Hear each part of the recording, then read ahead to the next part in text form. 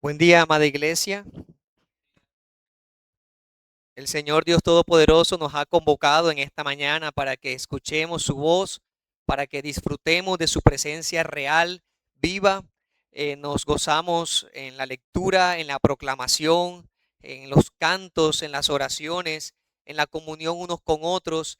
Es un pedacito de cielo que tenemos cuando nos congregamos y qué bueno es que nos ha permitido hacerlo. Recuerdo que hace 5 años atrás no teníamos esta oportunidad, estábamos encerrados, estábamos en casas, muchos con temor, muchos con la expectación. Quizás en estos días algunos recuerdan ciertos temores, ciertas ansiedades, pero estamos aquí porque estamos convencidos del poder y el gobierno de nuestro Dios. Y como Él gobierna, cada primer día de la semana nos reuniremos para adorarle, como Él lo merece. Así que con esa disposición, con esa certeza del obrar de Dios, los invito nuevamente a abrir nuestras Biblias en Marcos capítulo 3. Vamos a hacer la lectura del versículo 20 al versículo 30. Marcos 3, del 20 al 30. Así dice la santa palabra de Dios. Y se agolpó de nuevo la gente, de modo que ellos ni aún podían comer pan. Cuando lo oyeron los suyos, vinieron para prenderle, porque decían, está fuera de sí. Pero los escribas que habían venido de Jerusalén decían que tenía a Beelzebú y que por el príncipe de los demonios echaba fuera los demonios. Y habiéndolos llamado, les decía en parábolas, ¿cómo puede Satanás echar fuera a Satanás? Si un reino está dividido contra sí mismo, tal reino no puede permanecer. Y si una casa está dividida contra sí misma, tal casa no puede permanecer. Y si Satanás se levanta contra sí mismo y se divide, no puede permanecer, sino que ha llegado su fin. Ninguno puede entrar en la casa de un hombre fuerte y saquear sus bienes si antes no le ata, y entonces podrá saquear su casa. De cierto os digo que todos los pecados serán perdonados a los hijos de los hombres, y las blasfemias cualesquiera que sean. Pero cualquiera que blasfeme contra el Espíritu Santo no tiene jamás perdón, sino que es reo de juicio eterno. Porque ellos habían dicho, tiene espíritu inmundo. Amén. Nuevamente vamos al Señor. Una vez más estamos delante de ti, oh Dios. Dios que inspiró las sagradas escrituras. Ellas muestran tu revelación. ¿Quién eres tú? Son palabras fieles y verdaderas, dignas de ser estudiadas.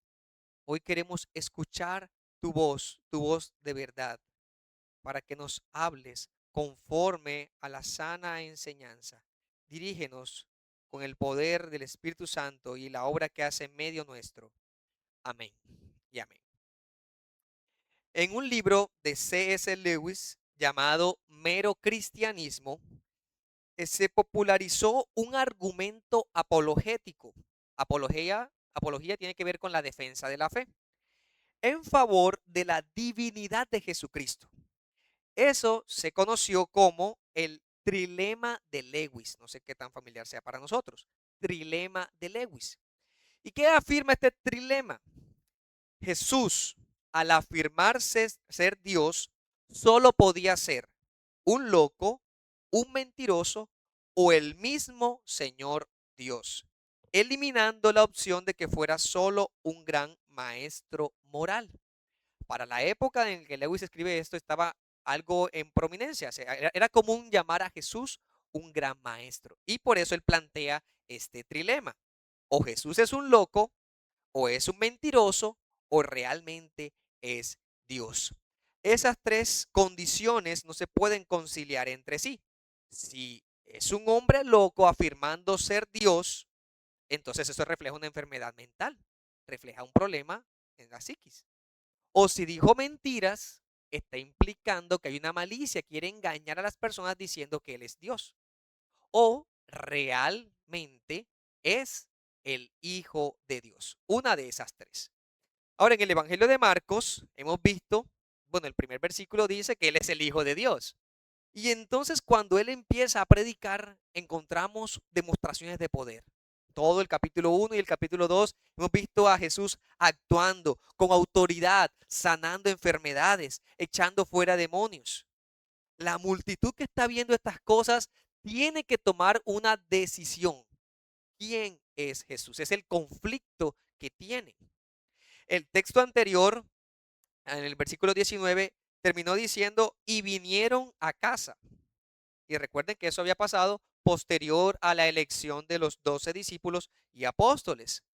Cuando dice vinieron a casa, bueno, puede ser, algunos dicen que puede ser la casa de Pedro, otros dicen que es una casa donde Jesús se estableció en Capernaum. Cualquiera de las dos que sea, el punto es que las personas sabían que usualmente lo encontrarían allí. Era algo frecuente que Jesús estuviese allí, era algo familiar para las personas. Por lo que apenas supieron que llegó a su casa, al lugar donde era común que estuviese, se agolpó toda la multitud. Ya esto también lo hemos visto en otras ocasiones, en los versos anteriores, ¿cierto? Llega Jesús, llega la multitud. Llegó a la casa de Pedro, llegó la multitud. Estaba en la sinagoga, la multitud. Llegó junto al mar de Tiberias, llegó la multitud. Donde quiera que estaba Jesús, iba la multitud.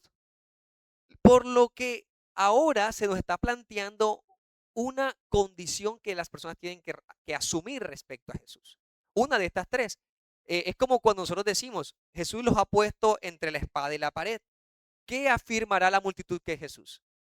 O es un loco, un mentiroso, o realmente es Dios. Y por eso ese es el nombre que le hemos dado a esta enseñanza. Jesús, loco, mentiroso o poderoso Dios. Los versículos 20 al 22 nos presentan la inquietud sobre Jesús. Esto que he estado presentando, esa pregunta, la inquietud que tenían en sus corazones. Y los versículos 23 al 30 nos dan la respuesta de Jesús. Jesús responde explicando quién es Él. Entonces, empecemos mirando la inquietud que había sobre Jesús, versículos 20 al 22. Ese tumulto de gente, ¿qué implicaba? Que Jesús tenía una agenda apretada. Es decir, sanando, enseñando. Eso implicaba trabajo con las personas. Y dice el texto que tanta era la cantidad de necesidad y de personas que aún no podían ni comer. Ya estaba con sus discípulos y algo tan básico como era la comida no podía ser satisfecha, por más que tuviese hambre. Pensemos entonces en los familiares y amigos de Jesús. Al parecer, por lo que nos deja ver el texto 20 y 21, que de sus parientes, ahí cuando dice los suyos, puede referirse a amigos cercanos, parientes de Nazaret o familiares, personas que escucharon de Jesús que no podían ni comer, personas preocupadas por él. Decían, pero es que Jesús está en una campaña, en una misión y ni siquiera tiene oportunidad de satisfacer lo más básico. Es muy probable que estas personas fueran aquellos de Nazaret con quien se crió, que ahora vienen a aprenderlo. Eso que dice el texto. Para aprenderle, decían, está fuera de sí. Querían tomarle de la mano, querían retenerlo para que dejara de hacer lo que estaba haciendo. No comprendían la misión de Jesús. Esa locura, ese estar fuera de sí que ellos consideraban que estaba pasando con Jesús, es que se ha convertido en un fanático religioso. Quizás ha enloquecido. El carpintero de Nazaret, nuestro amigo, está yendo demasiado lejos con esta campaña de promoción. Está fuera de sí. No podían tolerar ese comportamiento ya. Y por eso no le llamaban mentiroso o blasfemo, pero sí dice que esos allegados lo consideraban un loco. Está mostrando cierta locura, no está actuando con coherencia.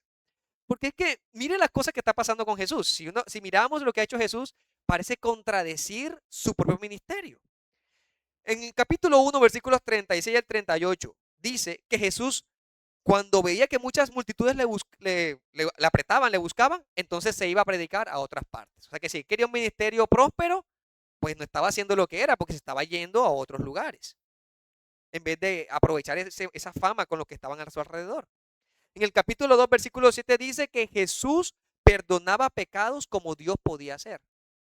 En el capítulo 2, versículos 15 y 16 dice que Jesús se relacionaba con pecadores y publicanos. Eso no sería lo esperado si el ministerio de Jesús era ser un gran maestro. En el capítulo 3, versículo 6 dice que se enfrentaba constantemente a escribas y fariseos. O sea que en vez de enfrentar una oposición de Roma, que era lo que ellos esperaban, si era realmente el Mesías, si era el gran profeta o el maestro, está luchando contra los líderes de Israel. Eso no tiene sentido. Y nuevamente, versículo 20, trabajaba tan intenso que ni siquiera comía.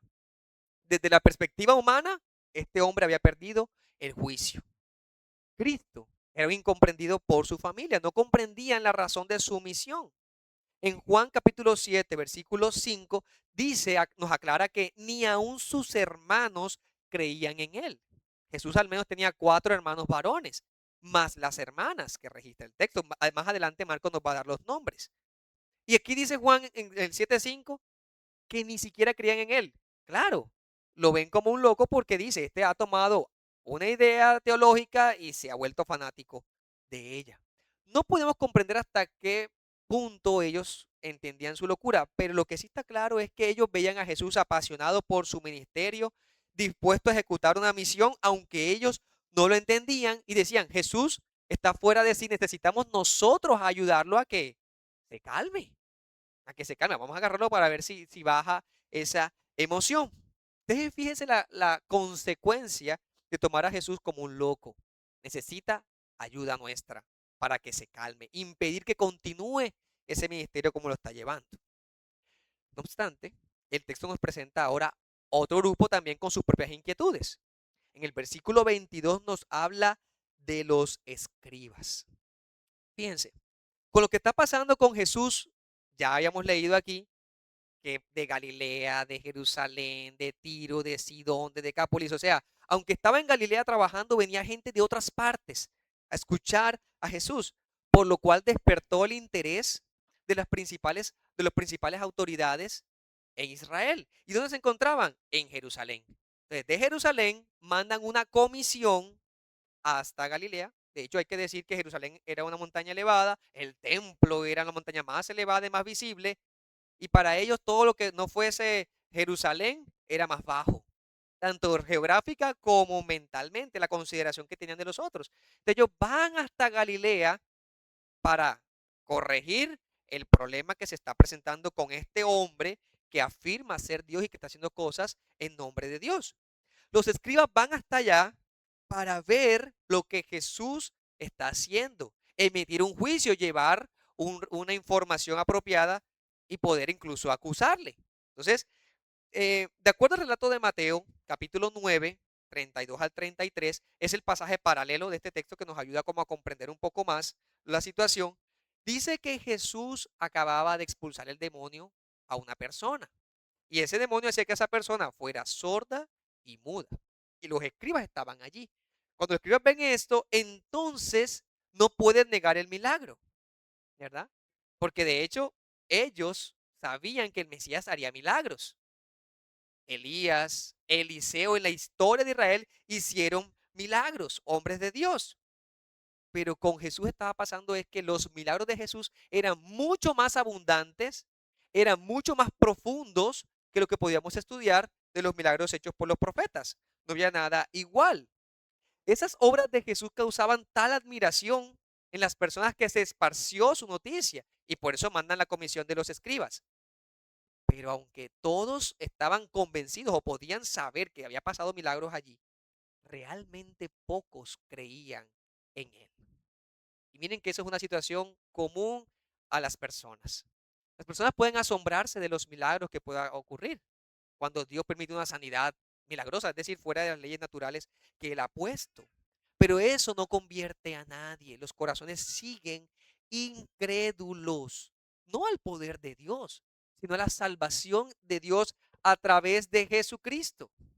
Puede que el poder de Dios cautive la atención de muchos. Puede que produzca esa admiración mental. Incluso puede que lo hiciera para los escribas.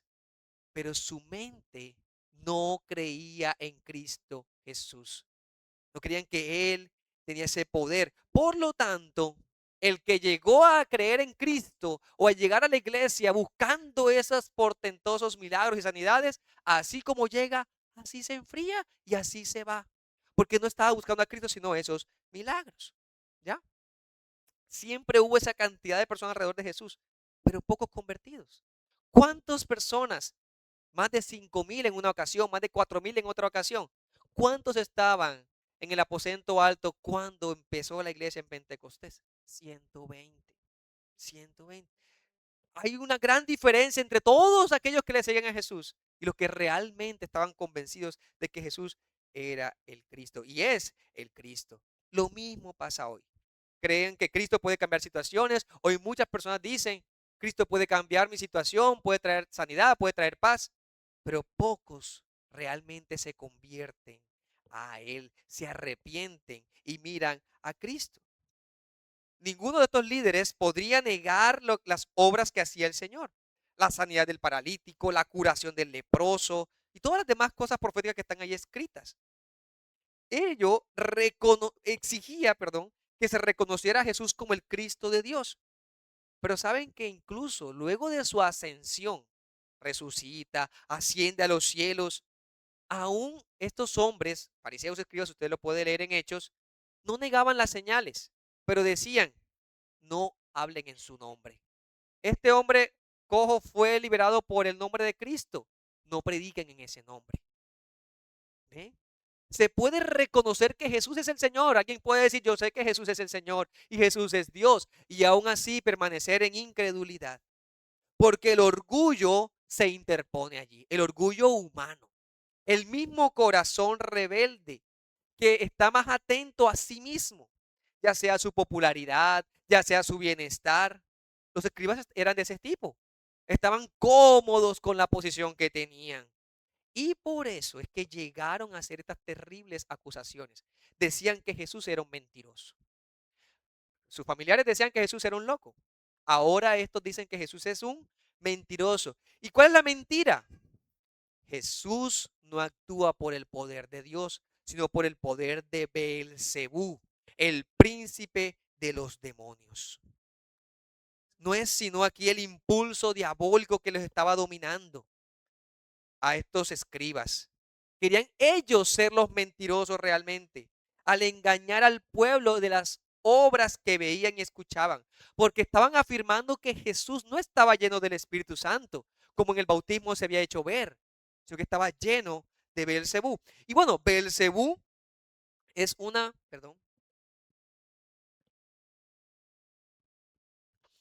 deidad cananea. Se usaba para referirse ese nombre a Satanás. Y en la historia bíblica lo podemos encontrar o rastrear desde Segunda de Reyes, capítulo 1, versículo 2. Era el señor del tábano o el señor en contra de una peste. Él era adorado en la ciudad de Ecrón, una ciudad de los filisteos. Allá podemos hacerte una referencia. En la ciudad de Ecrón se adoraba a Baal Zebub. Y el rey Ocosías, un rey de Judá, mandó mensajeros a Baal Zebú para saber si él moriría. Y entonces Dios lo confronta y le dice, ¿acaso no hay Dios en Israel que tienes que ir a preguntar a Baal Zebú? Bueno, con el tiempo el nombre Baal Zebú migró en el lenguaje y en el tiempo a Beelzebú, que es el que se presenta acá. Es posible que sea por temas de pronunciación o tema de burla, porque también cuando cambia un poquito en el tiempo el idioma, pues también hay una cierta burla a los dioses falsos y termina siendo Zebú.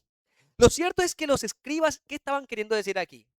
El dios falso Beelzebú es el que está dándole poder a Jesús. Es más, no solamente como un poder de dominio, sino que ese espíritu inmundo estaba dentro de Jesús. Jesús está poseído por el demonio. Y como está poseído con el demonio, expulsa a los demonios por el poder de ese espíritu. Miren semejante acusación. Hay una realidad que estos escribas no podían ver. Y es lo que ya hemos visto en Marcos. Y es que los milagros de Jesús en muchas ocasiones eran una confrontación directa con el reino de las tinieblas, contra Satanás. ¿No recuerdan que después del bautismo fue llevado al desierto y quién lo tentó? Satanás mismo. Y después vemos a Jesús expulsando demonios aquí y allá. Es que Jesús, cuando llega su mensaje de evangelio, de la buena nueva de él mismo proclamado, ¿Qué está pasando con el reino de las tinieblas? Retrocediendo. Tienen que liberar a aquellos que están cautivos. Y a este punto, el peligro que los demonios están usando no es meramente físico, de apedrearle o de destruirle. Es todo el complot usando a los mismos escribas fariseos, influenciándolos para que engañen a las personas. Hermanos míos, la verdad es que el orgullo humano es un grave pecado. Aquel que cree que no necesita estar humillado delante de Jesús, ni creer en Jesús, padece de este grande mal de orgullo y de arrogancia, porque está considerando que su propia determinación es mejor que la que Dios dice. Pero también debo decirte que si estás en ese pecado de orgullo y arrogancia para no venir a Cristo, eres fácilmente un instrumento también de Satanás. ¿Para qué? Para propagar la mentira, para seguir creyendo que no es cierto que Jesús sea Dios y el Señor. Y aunque escuches predicaciones constantes y participes de la lectura de la Biblia o de una iglesia bíblica, si tu corazón no está rendido al señorío de Jesucristo, puedes estar fácilmente bajo esa influencia. Eso le pasó a los escribas y fariseos. Ellos tenían acceso a la palabra de Dios escrita, pero no creían en Jesús, de quien la misma palabra escrita se refería o anunciaba. Y la estrategia de ellos, también por el evangelio sinópticos como Mateo y Lucas, es que, especialmente Mateo, es que estos hombres empezaron a decir que Jesús hacía eso por el príncipe de los demonios. Mire que el versículo 30 también tiene esa idea. Ellos habían dicho, tiene espíritu inmundo. No necesariamente en voz alta decían ellos, sino da la idea por los textos de que era una especie de murmuración, de un regalo entre la multitud. Mire, ustedes ven eso que está ocurriendo. Eso lo hace por el poder de Satanás. Bueno, el lenguaje sería Belcebú en ese momento. ¿Qué hizo Jesús ante la calumnia? De la idea equivocada que los hombres tenían acerca de él. Jesús los va a confrontar con la verdad. Podremos recordar un texto de Isaías capítulo 54, versículo 15, cuando dice que si alguno conspirare contra ti, lo hará sin mí, dice el Señor. El que contra ti conspirare delante de ti caerá. Ninguna arma forjada contra ti prosperará. Condenarás toda lengua que se levante contra ti en juicio. Esta es la herencia de los siervos de Jehová, y su salvación de mí vendrá, dijo Jehová. Ante eso que estaba ocurriendo y esa murmuración y ese engaño que estaban llevando los escribas, Jesús como Dios trae juicio.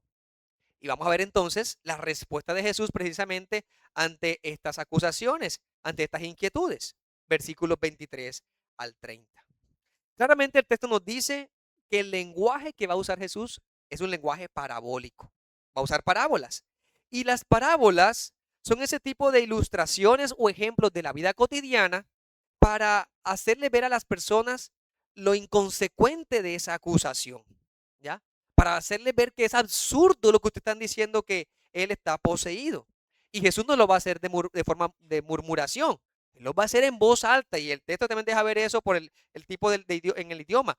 Habla fuerte para que todos escuchen la verdad. Ellos están promoviendo mentiras y unos engaños, unas blasfemias, pero Jesús va a aclararlo en voz alta. Y él va a decir lo que es correcto. Y es por eso que primero nos va a mostrar la refutación de eso. Luego les muestra la explicación de, bueno, cómo es que él expulsa demonios para aclarar. Pero luego termina con una seria advertencia que nos va a servir a todos. Miren la refutación que Jesús dice a semejante acusación. ¿Cómo puede Satanás echar fuera a Satanás? Eso no tiene sentido. Satanás no puede luchar contra él mismo. No sería algo natural que un aliado de Satanás, unido a Belcebú, si fuera el caso, como estaban acusando a Cristo, entre en conflicto consigo mismo. ¿Ya? Es imposible que el demonio use su propio poder para oponerse a las fuerzas de maldad que le están sirviendo y haciendo su voluntad, que están ejecutando ese programa demoníaco de opresión y de esclavitud. ¿Cómo es posible que va a haber una especie de guerra civil dentro del mismo Satanás y su dominio malvado? Y por eso usa estas ilustraciones. El reino dividido contra sí, una guerra civil que se pueda presentar, facciones que están allí. Y entendemos que cuando eso ocurre en una nación, hay problema, la nación cayendo, termina cayendo. No cumple su propósito de avance y de progreso, sino de autodestrucción. Y de mayor a menor usa el ejemplo de la familia. También dice, una familia, una casa dividida contra sí, tampoco puede permanecer. No tiene sentido que si tú quieres que algo avance y prospere, si tú quieres que el reino de las tinieblas avance, vas a guerrear contra ti mismo. Eso no tiene sentido y aquí está diciendo lo mismo. Y bueno, nosotros conocemos de primera mano lo que ha traído los conflictos familiares y las divisiones familiares, ¿cierto? Cuando en una familia hay esa división de hijo con papá, con mamá, cuando se ocurre eso, se destruye la familia, no puede permanecer. Eso mismo dice, si Satanás se levanta contra sí y se divide, no permanecerá, no cumple el propósito de su trabajo, se ha destruido. Entonces, como eso no puede pasar, realmente eso lo que muestra es una incongruencia. Jesús explica qué sí es lo que ha estado pasando y esto es algo muy interesante. Y aquí usa la parábola del hombre fuerte, versículo 27. Ninguno puede entrar en la casa de un hombre fuerte y saquear sus bienes, si antes no le amarra o le ata, y entonces podrá saquear su casa. ¿Quién es este hombre fuerte? Es Satanás. Satanás con su fuerza y astucia, eso usted lo encuentra en 2 de Corintios 2:11, que habla de las artimañas de Satanás. Efesios 6:11 habla de Satanás también en sus artimañas. Y en 1 Pedro 5:8 de Satanás también buscando a quien devorar y dañar. ¿Quién es entonces el oponente que lo despoja? Es Jesús mismo. Jesús es el hombre más fuerte. Fíjense, hay un hombre fuerte en la casa, tiene todos sus bienes, pero hay un hombre más fuerte que lo amarra para poderlo saquear. Jesús es aquel hombre más fuerte que está despojando o desmantelando el reino de Satanás mediante la liberación de aquellos que están bajo su control. Eso es lo que Jesús está diciendo. Lo que pasa es que no se están dando cuenta ustedes, fariseos y escribas, que yo aquí soy el hombre fuerte, que lo que estoy haciendo es expulsar a Satanás. Y en este caso la ilustración es amarrarlo. Tengo victoria sobre él. La victoria sobre el enemigo no implica entonces que se va a asociar con Satanás. Más bien lo que deja ver es que hay un conflicto entre el reino de Dios y el reino de las tinieblas. Esa facción guerrillera que quiere levantarse contra Dios, pero es algo inútil, algo ineficaz. Cada vez que Jesús iba predicando y anunciando el reino de Dios, iba siendo como ese hombre fuerte entrando a los lugares donde Satanás tenía su dominio, atándolo y liberando cautivos. Esa es la manera como el reino de Dios avanza. Y también esa ilustración está en los profetas. Isaías capítulo 49, versículos 24 al 26 dice de esta manera: ¿será quitado el botín al valiente? ¿Será rescatado el cautivo de un tirano? Así dice Jehová, ciertamente el cautivo será rescatado del valiente, y el botín será arrebatado al tirano, y tu pleito yo lo defenderé, y yo salvaré a tus hijos, dice el Señor. Y a los que te despojaron haré comer sus propias carnes, y con su sangre serán embriagados como con vino. Y conocerá todo hombre que yo, Jehová, soy salvador tuyo y redentor tuyo, el fuerte de Jacob. Amén. Hermanos, eso es lo que está haciendo el Señor Jesucristo hoy día. Doquiera que su evangelio es predicado, lo que está pasando es que Jesús está atando a Satanás, liberándonos a nosotros de su cautiverio. Y por la fe en Cristo somos libres de tal opresión y tal influencia y tal posesión. Solo Dios puede vencer al valiente y tomar el botín que retenía. Nosotros somos ese botín. El mundo y todos los que pertenecen en él están bajo la autoridad y poder del maligno, dice en 1 de Juan 5:19. ¿De qué manera? Siguen lo que Satanás quiere. Satanás es padre de mentira. Todos los mentirosos le siguen, están cautivos. Satanás promueve y practica el pecado. Todo aquel que promueve y practica el pecado es esclavo del pecado, dice el Señor. Pero el evangelio, ¿qué hace? saquea el reino del maligno, llevando a sus cautivos a la libertad gloriosa del reino de Dios. Así aparece ese lenguaje en Colosenses 1:13. Aquel que es liberado del poder de las tinieblas es trasladado a la libertad en el reino del Hijo amado de Dios, nuestro Señor Jesucristo. Este poder fue definitivamente quebrantado por la obra del Hijo de Dios en la cruz. En Hebreos capítulo 2, versículos 14 y 15 dice así: así que por cuanto los hijos participaron de carne y sangre, él, hablando de Jesucristo, también participó de lo mismo, para destruir por medio de la muerte al que tenía el imperio de la muerte, esto es, al diablo, y librar a todos los que por el temor de la muerte estaban durante toda la vida sujetos a servidumbre. ¿Lo ven, amados hermanos? Satanás tenía a los hombres esclavizados con la muerte. Vas a morir. ¿Qué va a pasar contigo? Vas a ser destruido. El engaño y el miedo. Pero Jesús con su muerte puso fin y sello a Satanás y su obra. ¿Ya? En la muerte, en la cruz del Calvario, cuando Él ofrece su sangre, con esa obra lo que hace es destruir ese temor a todo lo que creen en Él. Así que si tú crees en Cristo, eres libre de ese temor del imperio de la muerte. Y Satanás, por supuesto, porque estamos convencidos que Jesús tiene el poder de la muerte. Es Jesús, no Satanás. Satanás lo que tiene es ese temor en los hombres porque no saben qué vendrá después. Pero aquellos que confiamos en Jesús hemos sido liberados de eso. Y ya nosotros hasta podemos en un momento dado decir, confío en que el Señor me guiará más allá de la muerte para estar con Él. Hay una realidad que para nosotros, meditando en estas cosas, puede ser contradictoria. ¿Cómo es que si Jesús venció a Satanás en la cruz del Calvario? ¿Cómo que si Jesús ha atado a Satanás, por qué sigue obrando? ¿Por qué sigue actuando? Y lo cierto es que la palabra de Dios nos muestra que Dios permite que Satanás siga obrando en el mundo, pero atado. Como ese león que puede seguir rugiendo todo lo que quiera, que puede seguir moviéndose, pero que hasta aquí puede llegar, cuyo pie está allí agarrado, limitado. Y un día llegará, y eso es algo escatológico, es la esperanza futura, cuando esa derrota a Satanás que empezó en la cruz del Calvario con poder, con la muerte de Cristo, se evidenciará para siempre y nunca más volverá a actuar. Ya no solamente será amarrado, sino echado en el lago de fuego eternamente. Eso dice en Apocalipsis 20:10.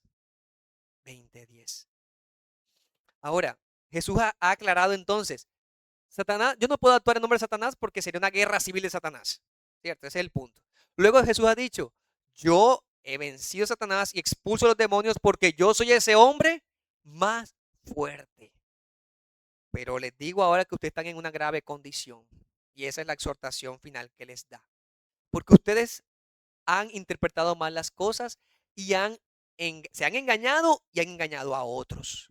Y miren que por eso es que dice aquí, de cierto os digo, esa palabra de cierto incluye aquí una nota de solemnidad. Es como si dijéramos amén. Eso quiere decir ahí cuando dice de cierto, amén. Lo que voy a decirles con amén es que sepan que la exhortación que les voy a dar es muy grave porque va a definir la condición en la cual ustedes están. Miren lo que dice aquí. Amén. Todos los pecados son perdonados. Algo maravilloso. Hay una declaración maravillosa aquí.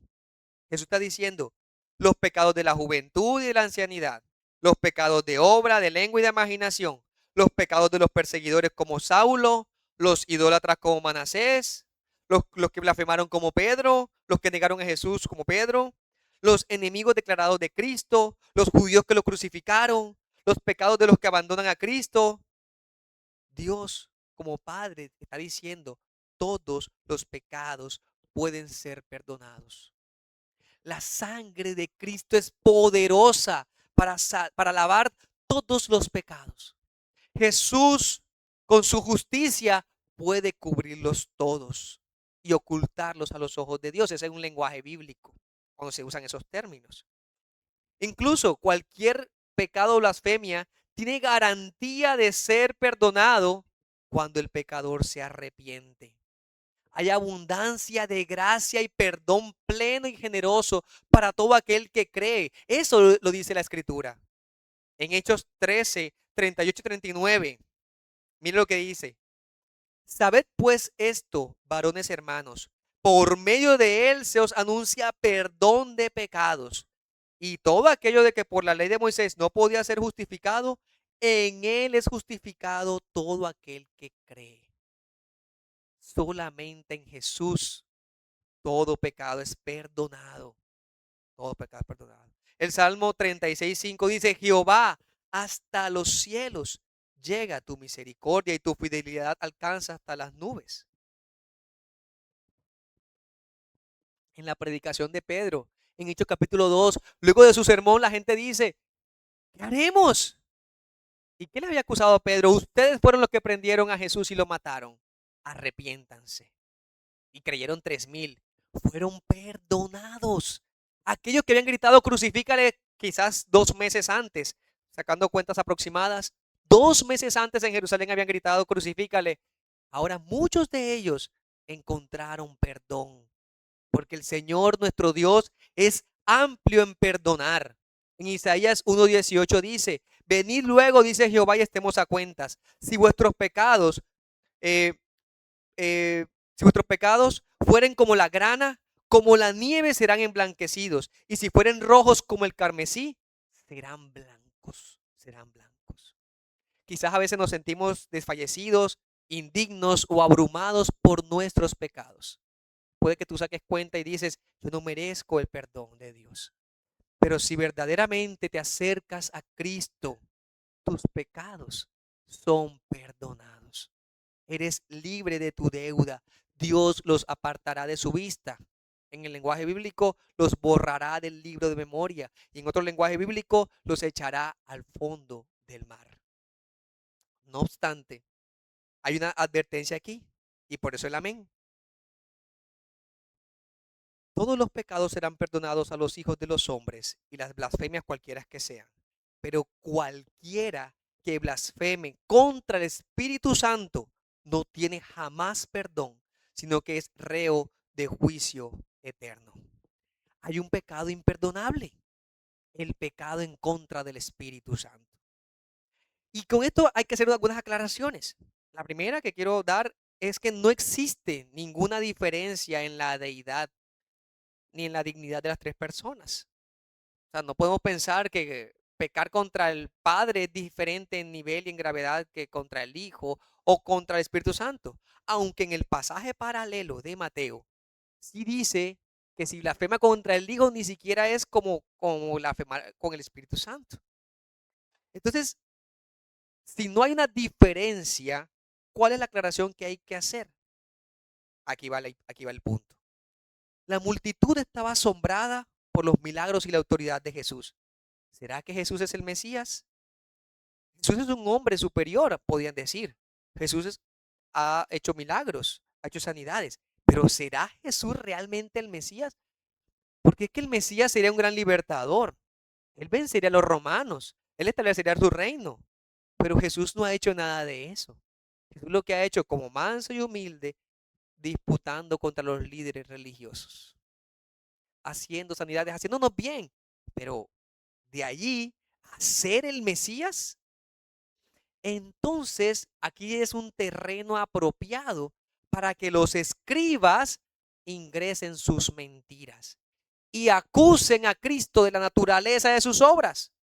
La conclusión debía ser, es el poder del Espíritu Santo. Pero el pecado imperdonable aquí no es tanto el acto como tal, sino esa rebelión obstinada que mostraron los escribas y fariseos.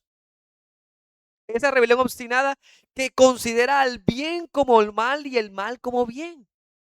que a lo que es del Espíritu Santo de Dios obrando en Jesús, ellos dicen que es Satanás, aún sabiendo que cumplía con todas las características profetizadas desde las Escrituras. Porque ellos, vez tras vez, habían sido testigos de las obras, habían escuchado las enseñanzas de Jesús, pero tenían una ceguera voluntaria ante la verdad. Y eso los llevó a una insensibilidad espiritual. Ya no podían reconocer a Jesús como el Salvador. Ya no podrían ser convencidos de esa manera. Y así como nos podemos decir, hermanos, que aunque todo pecado es grave porque ofende a Dios, estos pecados son pecados voluntarios, dispuestos, decididos. Yo sé quién es Jesús, pero aún así me niego a someterme a Él, a su señorío y a su salvación. En la ley había una diferencia entre ese tipo de pecados.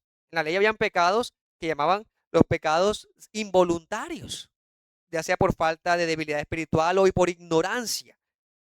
Pero habían algo que se llamaban los pecados voluntarios. Miren cómo lo dice en Números 15:30. La persona que hiciere algo con soberbia ultraja a Jehová. Esa persona será cortada de en medio de su pueblo. La persona que está pecando, pero con toda esa conciencia de que está deshonrando a Dios, entonces debe morir.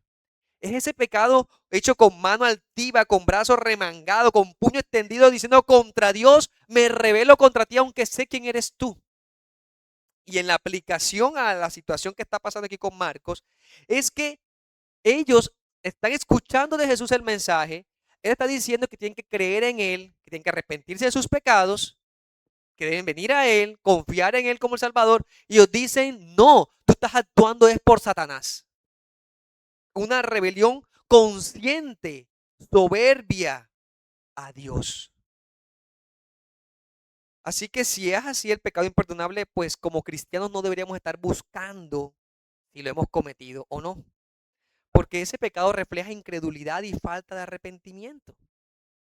Si tú te das cuenta que estás pecando contra Dios y estás en grave condición, ven a Cristo y serás perdonado. Pero este pecado en particular no quiere venir a Cristo. Es un pecador arrogante que lo comete cuando ya ha tenido conocimiento de la verdad. Y eso parece como si se cerrara el corazón al testimonio del Espíritu de Jesús, ¿ya? Que es lo que evidentemente refleja con estos escribas. Así pues, no puede haber salvación. ¿Por qué no puede haber salvación? Porque tampoco hay arrepentimiento ni hay fe. ¿Cómo es salvo una persona? ¿Cómo tenemos el perdón de Dios? Viniendo a Jesucristo en arrepentimiento y fe. Pero si la persona no quiere venir a Cristo porque ha escuchado de Cristo y no le satisface, sabe que Cristo es Dios y no le satisface, entonces, ¿qué queda para él? Ningún otro camino de ser salvo. No es que Dios no pueda perdonar, es que la persona no quiere recibir el perdón de Jesucristo, el perdón a través de Jesucristo. Y aquí es lo que dice en Hebreos 10:26. Si pecáramos voluntariamente después de haber recibido el conocimiento de la verdad, ya no queda más sacrificio por el pecado. Lo que sigue es horrenda expectación del juicio de Dios. Y ahí cuando dice horrenda cosa es caer en manos del Dios vivo. Lo dice porque personas que constantemente están escuchando de Jesús y escuchan que Jesús es el Salvador poderoso. Acabo de decir que Él es el hombre fuerte que libera a los cautivos de Satanás. Pero la persona dice, no, me niego a creerlo. Prefiero seguir creyendo lo que llevo hasta ahora. Jesús es un loco. Jesús es un mentiroso. Ese es un rechazo voluntario a la gracia de Dios. Y aquí es algo tan terrible porque dentro de los juicios de Dios está el endurecimiento. En Juan capítulo 12, versículo 37 al 40 dice de la siguiente manera. A pesar de que Jesús había hecho tantas señales delante de ellos, no creían en él, para que se cumpliese la palabra del profeta Isaías que dijo, Señor, ¿quién ha creído a nuestro anuncio? ¿Y a quién se ha revelado el brazo del Señor? Por esto no podían creer, porque también dijo Isaías, cegó los ojos de ellos y endureció su corazón, para que no vean con los ojos y entiendan con el corazón y se conviertan y yo los sane. Entonces, nuevamente, el problema es que cuando su corazón ya no quiere seguir a Cristo, ¿qué hace Dios? Los deja. Es como esa masilla que para ser moldeada necesita agua. Es arcilla, agua, agua. Pero cuando se deja, ¿qué va a pasar? Se seca y se endurece. Allí ya no hay oportunidad de salvación. ¿Por qué no hay oportunidad? Porque el corazón se ha cerrado completamente a la gracia de Cristo, al poder eficaz, al poder eficaz. Entonces, no es un pecado que no se pueda por el poder de Dios, porque el poder de Dios es eficaz. Pero cuando la persona cree que para él no es, que ya con él no hay salvación, que ya él no puede hacer nada y que más bien va a los deleites temporales y vivir en el pecado, entonces esa obstinación lo que está diciendo es, estás siendo reo de juicio. Priva al que lo comete voluntariamente de esa disposición de ser perdonado. La pregunta no es, ¿será que he entonces cometido el pecado imperdonable? La pregunta que realmente debes hacerte es, ¿creo que Jesucristo es el Señor y Salvador y actuaré conforme a ello? Estás entre la espada y la pared. Jesús o es un loco o es un mentiroso, loco como decían los familiares, mentiroso como decían los fariseos y escribas, o es el poderoso Dios. Una de esas. No hay cuarta opción. No puedes salir de aquí indiferente. Tienes que asumir una posición. Tienes que asumirla. A la final, los hermanos de Jesús creyeron en Jesús luego de su resurrección y ascensión. Los que creían locos se dieron cuenta que Jesús dijo la verdad. Creyeron, fueron salvos, fueron siervos para el Señor. Incluso de algunos fariseos. Pablo mismo llegó a creer en Jesús a pesar de que ya él había blasfemado su nombre. Como les dije, todo aquel que viene a Cristo encuentra perdón, reconciliación. Porque como dice en 1 de Juan 3:8, el Hijo de Dios vino para deshacer las obras del diablo. Todo aquel que habita en oscuridad, en Cristo encuentra luz. Concluyendo y aplicando, Jesús es el hombre fuerte que destruye la obra de Satanás. Como Él lo es, necesitamos creer en ese poder de Jesús para librarnos en la cruz del Calvario pagando nuestra deuda.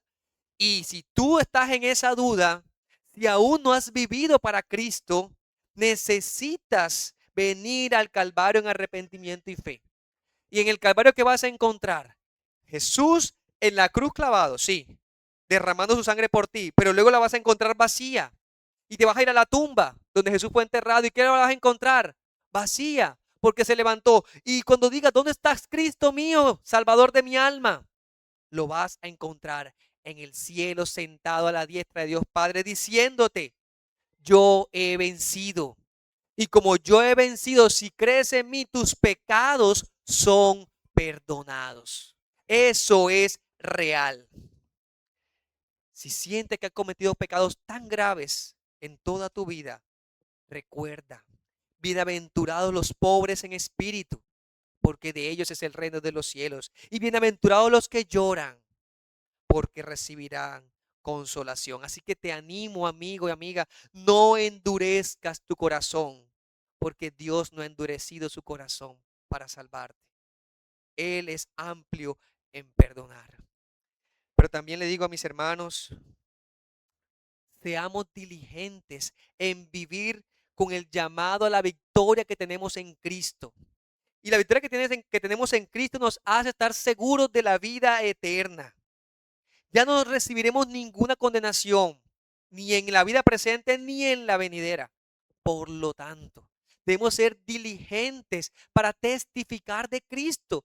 ¿De qué Cristo vamos a testificar?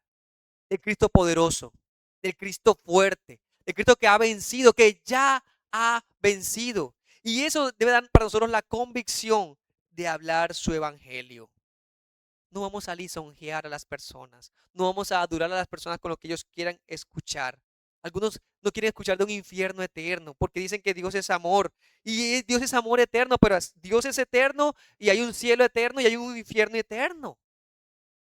El pecado es un mal contra ese Dios que ama la justicia.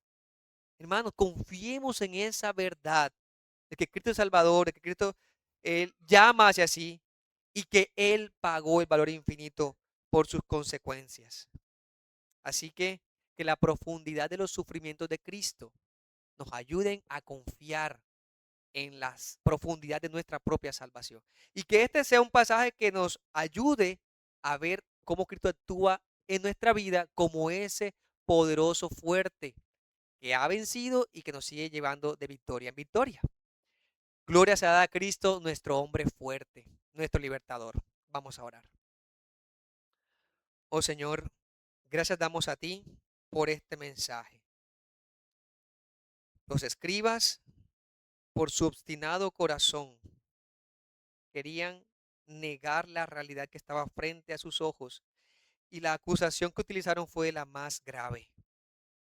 Afirmaron que el Espíritu de Dios no obraba en ti, oh Jesús.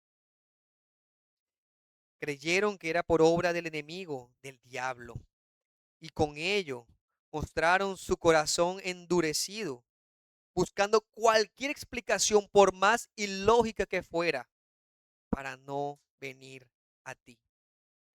Pero hoy es el día que tú has dado para que seamos salvos, seamos santificados.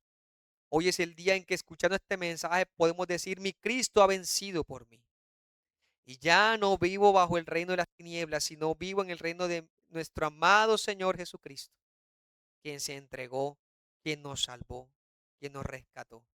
Así que te pedimos, oh Dios bueno, que nos ayudes a permanecer firmes en este gran llamado, noble llamado que tú nos has dado, para seguir siendo testigos de tu verdad, para anunciarlo por doquier, para no estar buscando peleas y conflictos con Satanás ni demonios, cuando lo que tenemos es que anunciar tu mensaje y tú obrarás.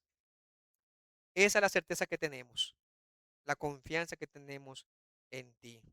Y te pedimos que tu misericordia llegue a aquellos corazones que están en incredulidad, endurecidos por sus pecados, y reconozcan que necesitan del gran Salvador que eres tú. Sé tú glorificado y exaltado por siempre. Amén y amén.